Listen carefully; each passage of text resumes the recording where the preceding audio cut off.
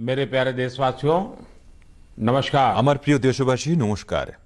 আজ আমরা আরেকবার মনের কথার জন্য সমবেত হয়েছি।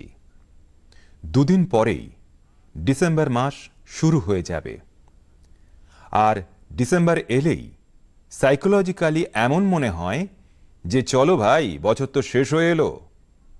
এটাই বছরের শেষ মাস, আর নতুন বছরের জন্য আগাম জল্পনা কল্পনা শুরু হয়ে যায়। এই মাসেই নেভি ডে আর আর্মড ফোর্সেস ফ্ল্যাগস ডেও দেশ পালন করে।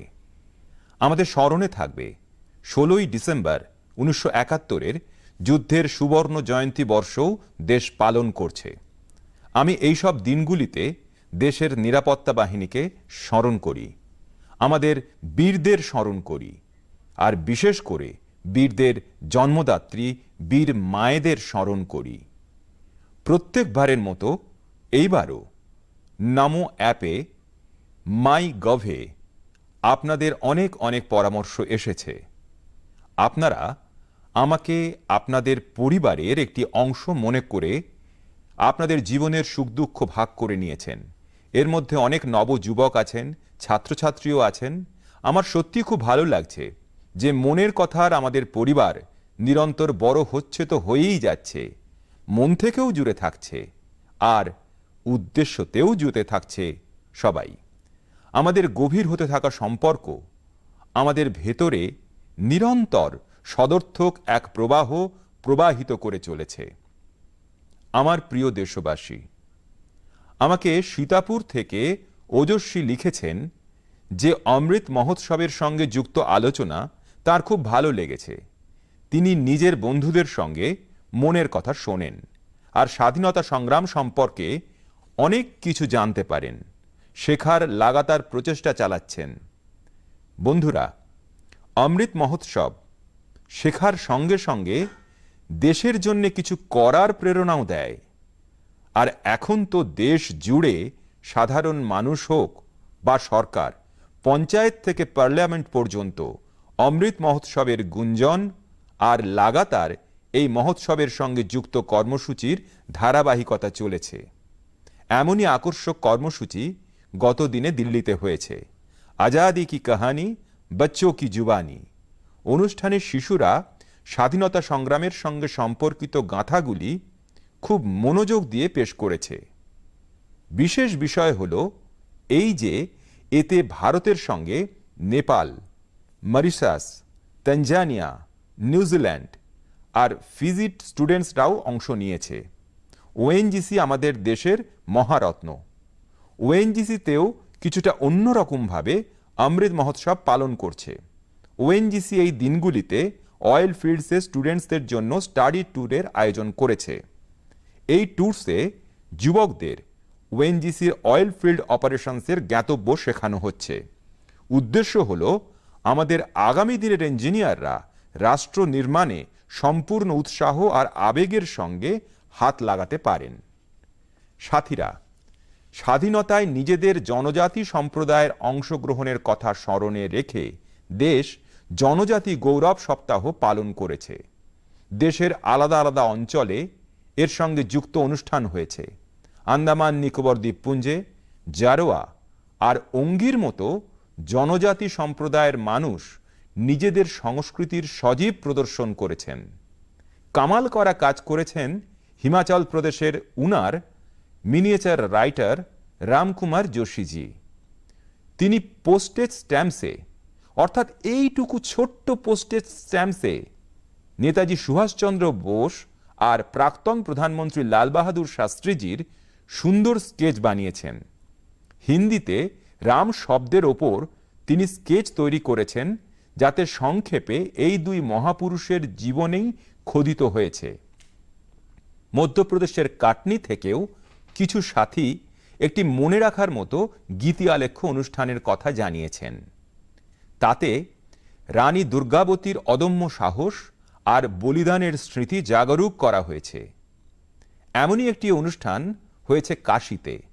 গোস্বামী তুলসীদাস, সন্ত কবীর, সন্ত রবিদাস, ভারতেন্দ্র হরিশ্চন্দ্র, মুন্সী প্রেমচাঁদ আর জয়শঙ্কর প্রসাদের মতো মহান ব্যক্তিত্বদের সম্মানে 3 দিনের মহোৎসবের আয়োজন হয়েছিল। আলাদা আলাদা সময়ে এরা সবাই দেশের জনজাগৃতিতে বিরাট ভূমিকায় থেকেছেন। আপনাদের মনে থাকবে, মনের কথার আগের এপিসোডের সময় আমি 3টি প্রতিযোগিতার উল্লেখ করেছিলাম, কম্পিটিশনের কথা বলেছিলাম।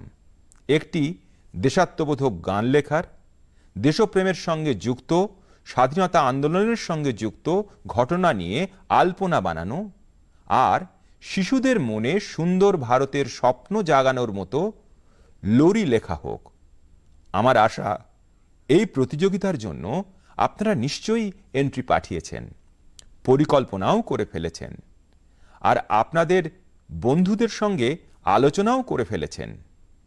আমার আশা, বেশি বেশি করে ভারতের প্রত্যেক প্রান্ত থেকে এই কর্মসূচিতে অবশ্যই অংশ নেবেন। আমার প্রিয় দেশবাসী, এই আলোচনায় আপনাদের সরাসরি বৃন্দাবন নিয়ে যাচ্ছি। বৃন্দাবনের বিষয়ে বলা হয় যে এটি ভগবানের প্রেমের প্রত্যক্ষ স্বরূপ। আমাদের সন্তেরা বলেছেন, ये आशा धरी चित में, ये आशा धरी चित में, कहत जथा मति मोर, वृंदावन सुख रंग कौ, वृंदावन सुख रंग कौ, कह न पायो और। অর্থাৎ বৃন্দাবনের মহিমা আমরা সবাই নিজের নিজের সামর্থ্যের হিসেবে অবশ্যই বলে থাকি, কিন্তু বৃন্দাবনের যে সুখ আছে, সেখানে যে রস আছে, তার শেষ কেউ পাবে না, কারণ সেটি অসীম। সেই কারণেই তো বৃন্দাবন বিশ্বের মানুষদের নিজের দিকে আকৃষ্ট করে। এর ছাপ আপনি বিশ্বের কোনায় কোনায় পাবেন। পশ্চিম অস্ট্রেলিয়ার একটি শহর পার্থ। ক্রিকেট প্রেমী মানুষ এই জায়গার সঙ্গে ভালোভাবেই পরিচিত, কারণ পার্থে প্রায়ই ক্রিকেট ম্যাচ হয়। পার্থে স্যাক্রেড ইন্ডিয়া গ্যালারি নামে একটি আর্ট গ্যালারি আছে। এই গ্যালারি সোয়ান ভ্যালির একটি সুন্দর এলাকায় বানানো হয়েছে, আর এটি অস্ট্রেলিয়া নিবাসী জগত্তারিণী দাসীর প্রচেষ্টার ফল। জগত্তারিণীজি তো এমনিতেই অস্ট্রেলিয়ার, জন্মও সেখানে হয়েছিল, লালন পালনও সেখানেই হয়েছে, কিন্তু 13 বছরের বেশি সময় তিনি বৃন্দাবনে এসে কাটিয়েছেন। তার বক্তব্য, তিনি অস্ট্রেলিয়ায় ফিরে গেলেন, নিজের দেশে ফিরে গেলেন, কিন্তু কখনো বৃন্দাবনকে ভুলতে পারলেন না। সেই জন্যে তিনি বৃন্দাবন আর তার আধ্যাত্মিক ভাবনার সঙ্গে যুক্ত থাকার জন্য অস্ট্রেলিয়ায় বৃন্দাবন বানিয়ে নিলেন। নিজের কলাকে মাধ্যম করে এক অদ্ভুত বৃন্দাবন তিনি বানিয়েছেন। এখানে যারা আসেন, তারা অনেক রকম শিল্পকলার নিদর্শন দেখার সুযোগ পান। তারা ভারতের সবচেয়ে বিখ্যাত তীর্থস্থানগুলি বৃন্দাবন, নবদ্বীপ আর জগন্নাথপুরীর পরম্পরা ও সংস্কৃতির ঝলক দেখতে পান। এখানে ভগবান কৃষ্ণের জীবনের সঙ্গে সম্পর্কিত অনেক কলাকৃতির প্রদর্শন করা হয়েছে। এরকম কলাকৃতি যেখানে ভগবান কৃষ্ণ গোবর্ধন পর্বতকে নিজের কনিষ্ঠ অঙ্গুলিতে তুলে রেখেছেন, যার নিচে বৃন্দাবনের লোকেরা আশ্রয় নিয়েছেন। জগত্তারিণীজির এই অদ্ভুত প্রচেষ্টা সত্যি আমাদের কৃষ্ণভক্তির সত্যির প্রদর্শন করায়। আমি তাঁকে এই প্রচেষ্টার জন্য অনেক অনেক শুভকামনা জানাচ্ছি। আমার প্রিয় দেশবাসী, এখনই আমি অস্ট্রেলিয়ার পার্থে তৈরি বৃন্দাবনের বিষয়ে কথা বলছিলাম। এটাও একটি আকর্ষণীয় ইতিহাস যে অস্ট্রেলিয়ার একটি সম্পর্ক আছে আমাদের বুন্দেলখণ্ডের ঝাঁসির সঙ্গে। আসলে ঝাঁসির রানী লক্ষ্মীবাঈ যখন ইস্ট ইন্ডিয়া কোম্পানির বিরুদ্ধে আইনি লড়াই লড়েছিলেন, তখন তার উকিল ছিলেন জন লাং। জন লাং আসলে অস্ট্রেলিয়ার বাসিন্দা ছিলেন। ভারতে থেকে তিনি রানী লক্ষ্মীবাঈয়ের মামলা লড়েছিলেন।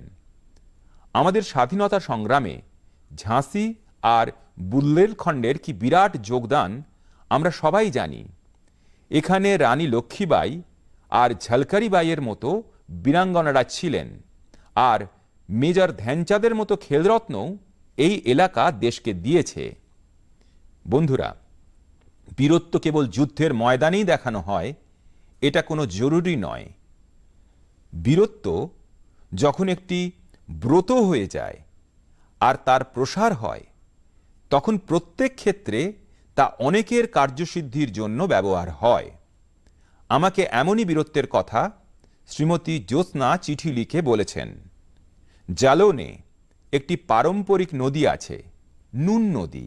নুন কখনো এখানকার কৃষকদের জন্য জলের প্রধান স্রোত ছিল, কিন্তু ধীরে ধীরে নুন নদী বিলুপ্তির প্রান্তে পৌঁছে গেল। যেটুকু অস্তিত্ব এই নদীর বেঁচে ছিল তাতে সেটি নালায় পরিণত হচ্ছিল। তাতে কৃষকদের সেচের জন্য সমস্যা তৈরি হয়ে গেল। জালনের মানুষ এই পরিস্থিতি বদলের জন্য উদ্যোগ নিল। এই বছর মার্চে এর জন্য একটি কমিটি বানানো হলো। হাজার হাজার গ্রামবাসী আর স্থানীয় লোকেরা স্বতঃস্ফূর্তভাবে এই অভিযানের সঙ্গে যুক্ত হলেন। এখানকার পঞ্চায়েতগুলি গ্রামবাসীদের সঙ্গে মিলে কাজ শুরু করলেন। আর আজ এত কম সময় আর এত কম খরচে এই নদী ফের জীবিত হয়ে উঠেছে। কত না কৃষকের এর দ্বারা উপকার হয়েছে। যুদ্ধের ময়দান থেকে আলাদা বীরত্বের এটি একটি উদাহরণ। আমাদের দেশবাসীদের সংকল্পের শক্তির প্রমাণ দিচ্ছে, আর এটাও বলছে যে যদি তুমি শপথ নাও তো কিছুই অসম্ভব নয়। আর তাই তো আমি বলি, সবকা প্রয়াস। আমার প্রিয় দেশবাসী, আমরা যেমন প্রকৃতি সংরক্ষণ করি, প্রত্যুত্তরে প্রকৃতিও আমাদের সংরক্ষণ আর সুরক্ষা দেয়। এই কথাটা আমি নিজের জীবন দিয়েও অনুভব করি। আর তেমনভাবেই একটি উদাহরণ তামিলনাড়ুর লোকেরা ব্যাপক স্তরে তৈরি করেছে। নজিরটি হল তামিলনাড়ুর থুতুকুড়ি জেলার। আমরা জানি যে উপকূলীয় এলাকায় বারবার ভূমি প্লাবিত হওয়ার বিপদ থাকে। থুতুকুড়ি জেলায় অনেক ছোট ছোট আইল্যান্ড আর দ্বীপের মতো আছে, যেগুলির সমুদ্রে ডুবে যাওয়ার বিপদ বেড়ে যাচ্ছে। এখানকার লোকেরা আর বিশেষজ্ঞরা এই প্রাকৃতিক বিপদ থেকে বাঁচার ব্যবস্থা প্রকৃতির মাধ্যমে খুঁজছেন। মানুষ এই দ্বীপগুলিতে পাম জাতীয় গাছ লাগিয়েছেন। এই গাছগুলি সাইক্লোন আর ঝড়ের সময়ও দাঁড়িয়ে থাকে আর মাটিকে সুরক্ষা দেয়। এর দ্বারা এখন এই এলাকাকে বাঁচানোর একটি নতুন ভরসা পাওয়া যাচ্ছে।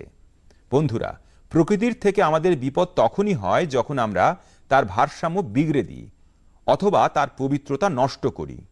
প্রকৃতি মায়ের মতো আমাদের পালন করে আর আমাদের দুনিয়া নতুন নতুন রঙে ভরে দেয়। সম্প্রতি আমি সোশ্যাল মিডিয়ায় দেখেছিলাম মেঘালয়ে একটি ফ্লাইং বোটের ছবি খুব ভাইরাল হয়ে চলেছে। প্রথম দেখাতেই ছবিটি আমাকে আকর্ষণ করে। আপনাদের মধ্যেও বেশিরভাগ মানুষই এটি অনলাইনে নিশ্চয়ই দেখেছেন। বাতাসে ভাসমান এই নৌকোটিকে কাছ থেকে যখন দেখি তো বুঝতে পারি যে এটি নদীর জলের উপরে ভেসে যাচ্ছে।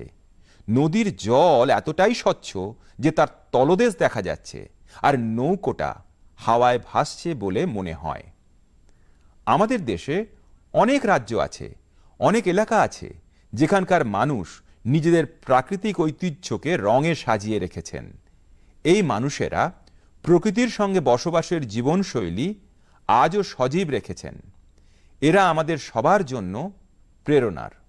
আমাদের আশেপাশে যে প্রাকৃতিক সম্পদই আছে, আমরা সেগুলো বাঁচালে সেগুলিকে আবার তাদের নিজস্ব রঙে ফিরিয়ে দেওয়া যাবে। এতেই আমাদের সবার মঙ্গল, বিশ্বের মঙ্গল। আমার প্রিয় দেশবাসী, সরকার যখন প্রকল্পগুলি বানায়, বাজেট খরচ করে, যথাসময়ে প্রকল্পগুলি সম্পূর্ণ করে, তখন জনগণ অনুভব করে যে সরকার কাজ করছে। কিন্তু সরকারের অনেক কাজে, উন্নয়নের অনেক প্রকল্পের মধ্যে মানবিক সমবেদনার সঙ্গে যুক্ত বিষয় সর্বদাই আলাদা সুখ দেয়। সরকারের প্রচেষ্টায়, সরকারের প্রকল্পগুলি থেকে কিভাবে কোনো জীবনে পরিবর্তন এসেছে, সেই পরিবর্তনের অভিজ্ঞতা কেমন, যখন সেসব শুনি তখন আমরাও সংবেদনশীল হয়ে যাই। এগুলি মনে সন্তুষ্টি দেয় আর সেই প্রকল্পকে মানুষের আরও কাছে পৌঁছে দেওয়ার প্রেরণাও দেয়। এটি এক অর্থে সন্তঃ সুখাই তো। আর সেই জন্য আজ মনের কথায় আমাদের সঙ্গে এমন দু একজন বন্ধু যুক্ত হচ্ছেন যারা নিজেদের মনোবলে এক নতুন জীবন জয় করে এসেছেন। এরা আয়ুষ্মান ভারত যোজনার সাহায্যে নিজেদের চিকিৎসা করিয়েছেন, এক নতুন জীবন শুরু করেছেন। আমাদের প্রথম বন্ধু হলেন রাজেশ কুমার প্রজাপতি, যার হৃদরোগের সমস্যা, হার্টের সমস্যা ছিল। তাহলে আসুন রাজেশজির সঙ্গে আমরা কথা বলি। हार्ट की समस्या थी, तो आइए राजेश जी से बात करते हैं। राजेश जी नमस्ते। नमस्ते सर, नमस्ते। आपकी राजेश जी बीमारी क्या थी? फिर किसी डॉक्टर के पास गए होंगे, मुझे जरा समझाइए। स्थानीय डॉक्टर ने कहा होगा, फिर किसी और डॉक्टर के पास गए होंगे, फिर आप निर्णय नहीं करते होंगे या करते होंगे, क्या क्या होता था? जी, मुझे हार्ट में प्रॉब्लम सर आ गई थी। मेरे सीने में जलन होती थी सर। हम्म। फिर मैंने डॉक्टर को दिखाया। डॉक्टर ने पहले तो बताया हो सकता बेटा तुम्हारे एसिड होगी। तो मैंने काफी दिन एसिड की दवाई कराई। उससे जब मुझे फायदा नहीं हुआ, फिर डॉक्टर कपूर को दिखाया। तो उन्होंने कहा बेटा तुम्हारे जो लक्षण है उससे एंजियोग्राफी से पता चलेगा। फिर उन्होंने रेफर किया मुझे श्री राममूर्ति में। उनसे मिले हम अमरीश अग्रवाल जी से, तो उन्होंने मेरी एंजियोग्राफी करी। फिर उन्होंने बताया कि बेटा ये तो तुम्हारी नस ब्लॉकेज है। तो हमने कहा सर ये किसमें कितना खर्चा आएगा? उन्होंने कहा कार्ड है आयुष्मान वाला जो पीएम जी ने बनवा के दिया। तो हमने कहा सर है हमारे पास है, और सारा इलाज उसी कार्ड से हुआ है सर। और जो आपने ये बनाया है कार्ड, बहुत ही अच्छी तरीके से आप गरीब आदमियों के लिए बहुत सहूलियत है इससे। और आपका कैसे मैं धन्यवाद करूं। आप करते क्या है राजेश जी? सर मैं इस समय तो प्राइवेट नौकरी करता हूं सर। और आयु कितनी है आपकी? मेरी 49 साल है सर। इतनी छोटी आयु में आपको हार्ट का ट्रबल हो गया? हाँ जी सर, क्या बताएं आप। आपके परिवार में भी पिताजी को या किसी माताजी को या इस प्रकार का पहले रहा है कि? नहीं सर, किसी को नहीं था सर। ये पहला है हमारे साथ ही हुआ है। ये आयुष्मान कार्ड भारत सरकार यह कार्ड देती है गरीबों के लिए, एक बहुत बड़ी योजना है, तो ये आपको पता कैसे चला? सर ये तो इतनी बड़ी योजना है, गरीब आदमी बहुत इससे बेनिफिट मिलता है। वो इतना खुश है सर। हमने तो हॉस्पिटल में देखा कि इस कार्ड से कितना लोगों को सहूलियत मिलती है। जब डॉक्टर से कहता कार्ड मेरे पास है सर, तो डॉक्टर कहता ठीक वो कार्ड लेके आइए, मैं उसी कार्ड से आपका इलाज कर दूंगा। अच्छा, कार्ड न होता तो आपको कितना खर्चा बोला था डॉक्टर ने? डॉक्टर साहब ने कहा था बेटा इसमें बहुत सारा खर्चा आएगा बेटा, अगर कार्ड नहीं होगा। तो हमने कहा सर कार्ड तो है मेरे पास। तो उन्होंने कहा तुरंत आप दिखाइए। तो हमने तुरंत दिखाया, उसी कार्ड से सारा इलाज मेरा किया गया। मेरे एक पैसा नहीं खर्च हुआ, सारी दवाइयाँ भी उसी कार्ड से निकाली गई हैं। तो राजेश जी आपको अभी संतोष है, तबीयत ठीक है? जी सर, आपका बहुत बहुत धन्यवाद सर। और आपकी उम्र भी इतनी लंबी होगी, हमेशा सत्ता में ही रहे। हमारे परिवार के लोग भी आपसे इतना खुश हैं, हम क्या कहें आपसे। राजेश जी आप मुझे सत्ता में रहने की शुभकामना मत दीजिए। मैं आज भी सत्ता में नहीं हूँ और भविष्य में भी सत्ता में जाना नहीं चाहता हूँ। मैं सिर्फ सेवा में रहना चाहता हूँ। मेरे लिए ये पद, ये प्रधानमंत्री, सारी चीजें ये सत्ता के लिए है ही नहीं भाई, सेवा के लिए है। सेवा ही तो चाहिए हम लोगों को, और क्या। देखिए गरीबों के लिए ये आयुष्मान भारत योजना ये अपने आप में, जी सर, बहुत बढ़िया चीज है। लेकिन देखिए राजेश जी आप हमारा एक काम कीजिए, करेंगे? जी बिल्कुल करेंगे सर। देखिए होता क्या है कि लोगों को इसका पता नहीं होता है। आप एक जिम्मेवारी निभाइए। ऐसे जितने गरीब परिवार हैं आपके आसपास, उनको अपनी ये कैसे आपको लाभ हुआ, कैसे मदद मिली, ये बताइए। बिल्कुल बताएंगे सर। और उनको कहिए कि वे भी ऐसा कार्ड बनवा लें, ताकि परिवार में पता नहीं कब क्या मुसीबत आ जाए।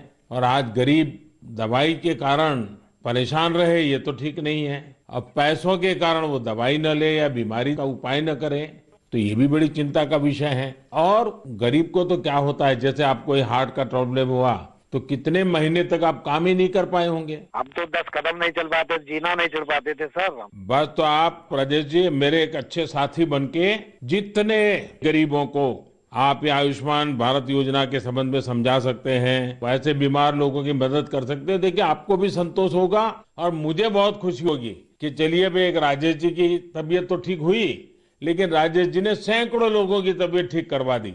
ये आयुष्मान भारत योजना ये गरीबों के लिए है, मध्यम वर्ग के लिए है, सामान्य परिवारों के लिए है। तो घर घर इस बात को पहुंचाएंगे आप? बिल्कुल पहुंचाएंगे सर। हम तो वहीं 3 दिन रुके ना हॉस्पिटल में सर, तो बेचारे बहुत लोग आए, सारी सुविधाएं उनको बताई। कार्ड होगा तो फ्री में हो जाएगा। चलिए राजेश जी आप अपने आप को स्वस्थ रखिए, थोड़ी शरीर की चिंता करिए, बच्चों की चिंता कीजिए और बहुत प्रगति कीजिए। मेरी बहुत शुभकामनाएं है आपको। বন্ধুরা, আমরা রাজেশজির কথা শুনেছি। আসুন আমাদের সঙ্গে সুখদেবীজি যুক্ত হচ্ছেন। হাঁটুর সমস্যা তাকে অত্যন্ত সংকটে ফেলেছিল। আসুন আমরা সুখদেবীজির থেকে আগে তার কষ্টের কথা শুনি, আর তারপরে ফের সুখ কিভাবে এলো সেটাও বোঝার চেষ্টা করি। कैसे आया वो समझते हैं। सुखदेवी जी नमस्ते, आप कहाँ से बोल रही हैं? दाऊदपुरा से। कहाँ पड़ता है ये? मथुरा में। मथुरा में। फिर तो सुखदेवी जी आपको नमस्ते भी कहना है और साथ साथ राधे राधे भी कहना होगा। हाँ, राधे राधे। अच्छा, हमें सुना कि आपको तकलीफ हुई थी, आपका कोई ऑपरेशन हुआ, जरा बताएंगे क्या बात है? हाँ, मेरा घुटना खराब हो गया था तो ऑपरेशन हुआ है मेरा प्रयाग हॉस्पिटल में। आपकी आयु कितनी है सुखदेवी जी? उम्र 40 साल। 40 साल और सुखदेव नाम, और सुखदेवी को बीमारी हो गई? बीमारी तो मुझे 15-16 साल से लग गई। अरे बाप रे, इतनी छोटी आयु में घुटने आपके खराब हो गए? वो गठियावाई बोलते हैं जो जोड़ों में दर्द थे, कहते हैं घुटना खराब हो गए। तो 16 साल से 40 साल की उम्र तक आपने इसका इलाज ही नहीं करवाया? नहीं करवाया था।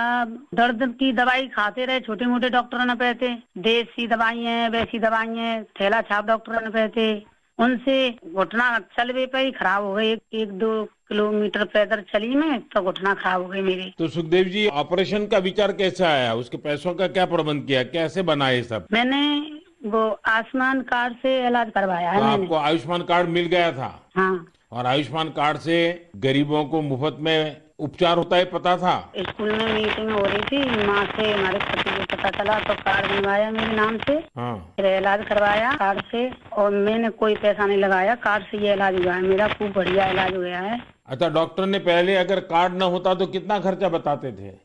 2.5 लाख रुपए, 3 लाख रुपए। 6-7 साल से पड़ी हूँ खाट में। ये कहती थी ये भगवान मुझे ले ले, तो मुझे नहीं जीना। 6-7 साल से खाट में थी? बाप रे बाप। हाँ, ओहो। बिल्कुल उठा बैठा नहीं जाते, बच्चे बैठाते। तो अभी आपका घुटना पहले से अच्छा हुआ है? मैं खूब घूमती हूँ, फिरती हूँ, किचन का काम करती हूँ, घर का काम करती हूँ, बच्चों को खाना बना के देती हूँ। तो मतलब आयुष्मान भारत का कार्ड आपको सचमुच में आयुष्मान बना दिया।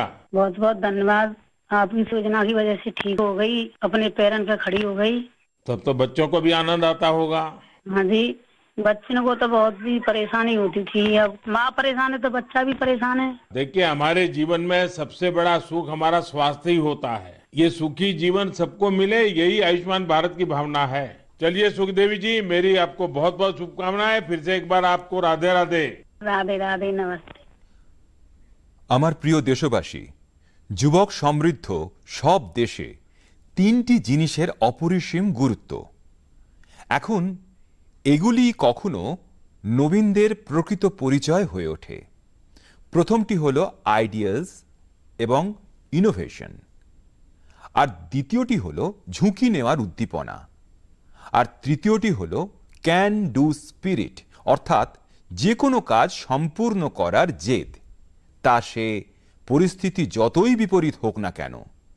যখন এই 3টি জিনিস একসঙ্গে মিলিত হয় তখন অভূতপূর্ব পরিণাম পাওয়া যায়, চমৎকার হয়ে যায়। আজকাল আমরা চারদিক থেকে স্টার্ট আপ শুনি। সঠিক কথা, এটা স্টার্ট আপের যুগ। আর এটাও ঠিক যে স্টার্ট আপ দুনিয়ায় আজ ভারত বিশ্বে এক প্রকার নেতৃত্ব করছে। প্রতি বছর স্টার্ট আপ খাতে রেকর্ড পরিমাণ বিনিয়োগ হচ্ছে। এই এলাকাগুলি অনেক দ্রুত গতিতে এগিয়ে চলেছে। এমনকি দেশের ছোট ছোট শহরগুলিতেও স্টার্ট আপগুলির আওতা বেড়েছে। আজকাল ইউনিকর্ন শব্দটি নিয়ে খুব আলোচনা চলছে। আপনারা হয়তো এটা সম্পর্কে শুনেছেন। ইউনিকর্ন একটি এমন স্টার্ট আপ যার ভ্যালুয়েশন কমপক্ষে $1 বিলিয়ন হবে, অর্থাৎ প্রায় 7,000 কোটি টাকারও বেশি। বন্ধুরা, 2015 সাল পর্যন্ত দেশে বড়জোর 9 কিংবা 10টি ইউনিকর্ন ছিল। আপনারা এটা জেনে খুব খুশি হবেন যে এখন ইউনিকর্নসের বিশ্বে ভারত দ্রুত উন্নতি করছে। একটি প্রতিবেদন অনুসারে এবছর একটি বড় পরিবর্তন এসেছে। মাত্র 10 মাসের মধ্যেই ভারতে প্রত্যেক 10 দিনে একটি ইউনিকর্ন গড়ে উঠেছে। এটি অত্যন্ত গুরুত্বপূর্ণ বিষয়, কারণ আমাদের এই সাফল্য করোনা মহামারীর মধ্যে যুবক যুবতীরা অর্জন করেছেন। আজ ভারতে 70টির বেশি ইউনিকর্ন গড়ে উঠেছে, অর্থাৎ 70টির বেশি স্টার্ট আপ রয়েছে যেগুলো 1 বিলিয়নের থেকেও বেশি ভ্যালুয়েশন পেরিয়ে গেছে। বন্ধুগণ, স্টার্ট আপের সাফল্যের কারণে প্রত্যেকের নজর সেদিকে তারা পাচ্ছেন। হয়তো কয়েক বছর আগে তার কোনো কল্পনাও কেউ করতে পারতেন না। বন্ধুরা, স্টার্ট আপের মাধ্যমে ভারতীয় যুব সম্প্রদায় গ্লোবাল প্রবলেমসের সমাধানেও নিজেদের অবদান রাখছেন। আজ আমরা এক যুবক ময়ূর পাটলের সঙ্গে কথা বলবো। তিনি নিজের বন্ধুদের নিয়ে পলিউশনের প্রবলেমগুলির সলিউশন দেওয়ার চেষ্টা করেছেন। मिलकर पॉल्यूशन की प्रॉब्लम का सॉल्यूशन देने का प्रयास किया है। मयूर जी नमस्ते। नमस्ते सर जी। मयूर जी आप कैसे हैं? बस बढ़िया सर, आप कैसे हो? मैं बहुत प्रसन्न हूँ।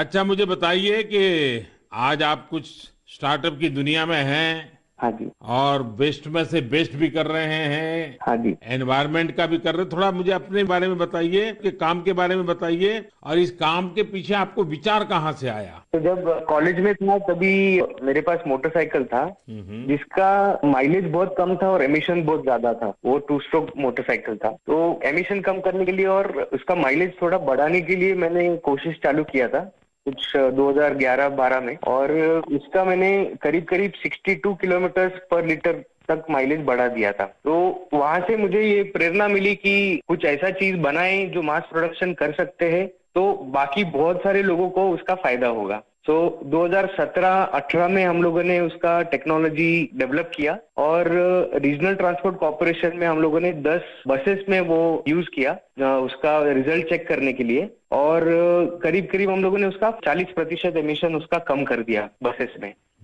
अब ये टेक्नोलॉजी जो आपने खोजी है उसका पेटेंट वगैरह करवा लिया? हाँ जी, पेटेंट हो गया। ये साल में ही हमें पेटेंट ग्रांट होके आ गया। और आगे इसको बढ़ाने का क्या प्लान है आपका? किस प्रकार से कर रहे हैं? जैसे बस का रिजल्ट आ गया, उसके भी सारी चीजें बाहर आ गई होगी, तो आगे क्या सोच रहे हैं? सर, स्टार्टअप इंडिया के अंदर नीति आयोग से अटल न्यू इंडिया चैलेंज जो है वहाँ से हमें ग्रांट मिला, और वो ग्रांट के बेसिस पे हम लोगों ने अभी फैक्ट्री चालू किया जहाँ पे हम एयर फिल्टर्स का मैन्युफैक्चरिंग कर सकते हैं। तो भारत सरकार की तरफ से कितना ग्रांट मिला आपको? 90 लाख। 90 लाख। और उससे आपका काम चल गया? हाँ, अभी तो चालू हो गया है, प्रोसेस में है। आप कितने दोस्त मिलकर के कर रहे हैं सब? हम लोग 4 लोग हैं सर। और चारों पहले साथ में ही पढ़ते थे और उसी में से आपको एक विचार आया आगे बढ़ने का? हाँ जी, हाँ जी, हम कॉलेज में ही थे, तो कॉलेज में हम लोगों ने ये सब सोचा, और ये मेरा आइडिया था कि मेरा मोटरसाइकिल का एटलीस्ट पोल्यूशन कम हो जाए और माइलेज बढ़ जाए। अच्छा, पोल्यूशन कम करते हैं, माइलेज बढ़ाते हैं, तो एवरेज खर्च कितना बचता होगा? सर, मोटरसाइकिल पे हम लोगों ने टेस्ट किया, उसका माइलेज होता 25 किलोमीटर पर लीटर, वो हम लोगों ने बढ़ा दिया 39 किलोमीटर पर लीटर। तो करीब करीब 14 किलोमीटर का फायदा हुआ, और उसमें से 40% का कार्बन एमिशंस कम हो गया। और जब बसेस पे किया रीजनल ट्रांसपोर्ट कॉर्पोरेशन में, तो वहाँ पे 10% फ्यूल एफिशिएंसी इंक्रीज हुआ, और उसमें भी 35-40% एमिशंस कम हो गया। मयूर, मुझे अच्छा लगा आपसे बात करके, और आपके साथियों को भी मेरी तरफ से बधाई दीजिए कि कॉलेज लाइफ में खुद की जो समस्या थी उस समस्या का समाधान भी आपने खोजा, और अब उस समाधान में से जो रास्ता चुना उसने पर्यावरण की समस्या को एड्रेस करने के लिए आपने बीड़ा उठाया। और ये हमारे देश के युवाओं का ये सामर्थ्य ही है कि कोई भी बड़ी चुनौती उठा लेते हैं और रास्ते खोज रहे हैं। मेरी तरफ से आपको बहुत शुभकामनाएं हैं, बहुत बहुत धन्यवाद। Thank you sir, thank you. বন্ধুরা, কয়েক বছর আগে কেউ যদি বলতেন যে তিনি বিজনেস করতে চান অথবা নতুন কোনো কোম্পানি শুরু করতে চান, তো পরিবারের প্রবীণ কারোর জবাব ছিল, তুমি চাকরি কেন করতে চাও না? চাকরি করো না বাবা, আরে চাকরিতে সিকিউরিটি থাকে, স্যালারি থাকে, ঝামেলাও কম থাকে। কিন্তু আজ যদি কেউ নিজের কোম্পানি শুরু করতে চান তাহলে তারা এতে সম্পূর্ণ সাপোর্টও করেন। বন্ধুগণ, মানুষ শুধুই জব সিকার্স হওয়ার স্বপ্ন দেখছেন না, তারা জব ক্রিয়েটার্সও হয়ে উঠছেন। এর ফলে বিশ্বমঞ্চে ভারতের স্থান আরও মজবুত হবে। আমার প্রিয় দেশবাসী, আজ মনের কথায় আমরা অমৃত মহোৎসবের কথা বলেছি। অমৃতকালে কিভাবে দেশবাসী নতুন নতুন সংকল্পগুলি বাস্তবায়িত করছেন ওগুলির আলোচনা করেছি। আর পাশাপাশি ডিসেম্বর মাসে সেনার শৌর্য সংক্রান্ত উপলক্ষগুলির উল্লেখও করেছি। ডিসেম্বর মাসেই আরেকটি বড় দিন আমাদের সামনে আসে, যা থেকে আমরা প্রেরণা নিই। ওই দিনটি হল 6ই ডিসেম্বরে বাবা সাহেব আম্বেদকরের প্রয়াণ দিবস।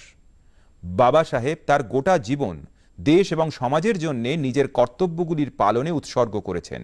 আমরা দেশবাসী যেন এ কথা না ভুলি যে আমাদের সংবিধানেরও মূল ভাবনা, আমাদের সংবিধান আমাদের সমস্ত দেশবাসীর কাছ থেকে নিজের নিজের কর্তব্যগুলি পালনের প্রত্যাশা করে।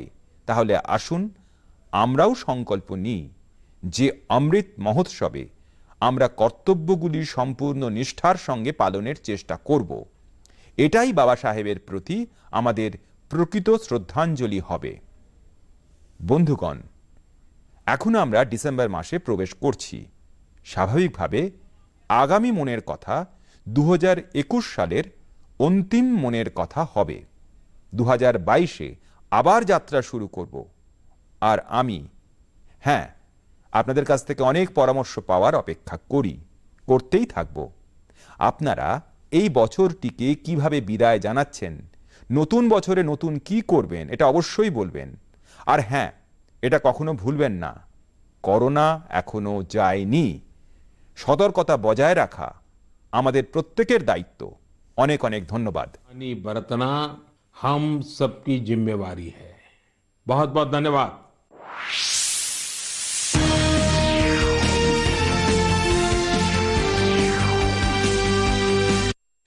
माननीय